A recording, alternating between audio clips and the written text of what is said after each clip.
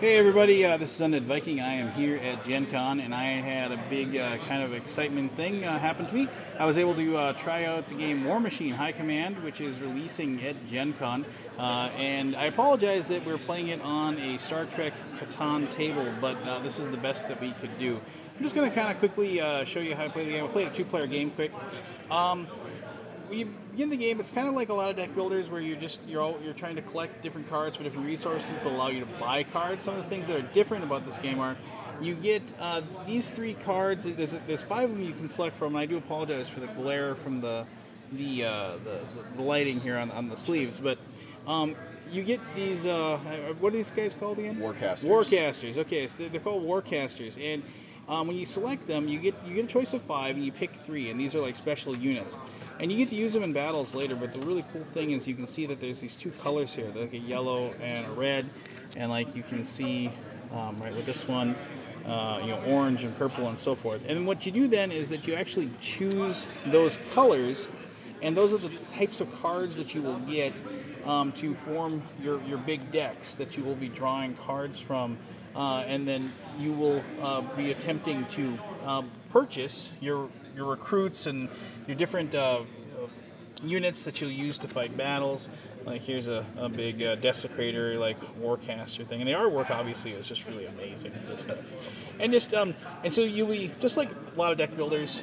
You have a deck of cards, and you turn 6 cards over, and then these cards, depending, and this is towards the end of the game, we just finished, so you're not going to be able to see something. But like this is a resource card, and you can see up here it has 2 command and 0 warjack points. And other cards will have, up here it says 4 command and 4 warjack points. And this is a location that I took during the game, and then it's worth that much when I use it as a resource. And you get to pick, you don't get them both, you just get to pick one of the two, and you get to use that to purchase these units. Now you might have noticed on this particular unit, and a lot of other units you just see in the game, they have both a purchase and a rush. When you purchase it, you just, as always, again, you take the card and you put it in your discard pile when you purchase it. But if you choose and you pay the extra and get the rush, you get to immediately, if you pay the extra cost, you get to immediately take it and you place it on one of the locations that you're going to be fighting over. And so if you ever are able to get 2 units on a location and not have 2 units more, than what you're fighting, you can take that location. And otherwise, you have to do what's called a battle. And Andrew, you want to just grab a couple of your things over there? Just grab something that Warjack could fight. Yeah, let's just throw out a berserker. All right, so in this situation, I'm going to turn this guy around so you guys can see that quick. Sure. So like here you have a berserker, and you can see this is the attack value of this Doom Reaver berserker, and then this little severed head you can see there, and then it's got 3 health and 4 attack, whereas the desecrator has 2 attack and 5 health. And so you have a situation here where this is kind of a stalemate. These two guys are just going to beat on each other because of the fact that neither of them can actually kill each other, because of the fact that he doesn't have enough attack to actually wound him, because you don't carry wounds over, and neither does he. They'll just beat on each other. But hopefully you'll add more people to the fight.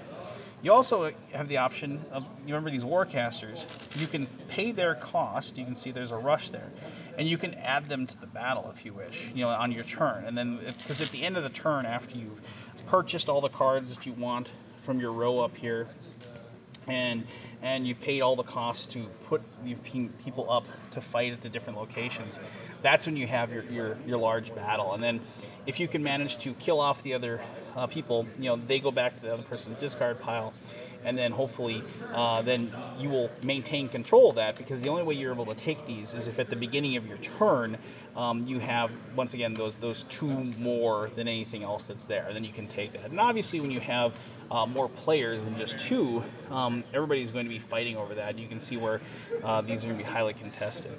There is one other part of the game, and that is this deck of cards up here.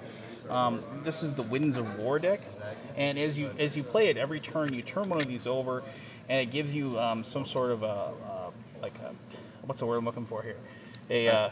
like a one-turn benefit. Yeah, a one-turn benefit, or is it always a benefit, or it can be bad things? Well, there's I bad haven't things. seen Yeah. anything bad, but there's Well, some stuff that has the no inclement effect. weather. The inclement Yes. weather. Okay. Yeah, that's true. So there's positives or negatives, and like this one, the cost of the first card to purchase this round is decreased. So like this turn, you just it's something that affects the game, and as the game progresses, those things become more and more dire, and eventually there's a card in the deck that actually signals the end, and it's towards the last 5 cards in the deck.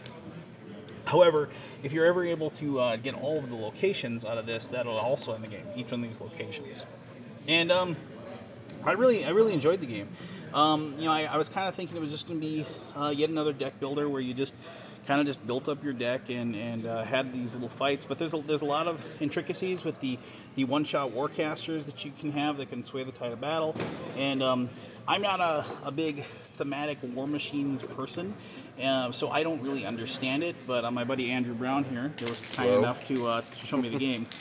He is a huge War Machines player, and he was telling me a lot of the backstories of all the different units and the Warcasters and what have you.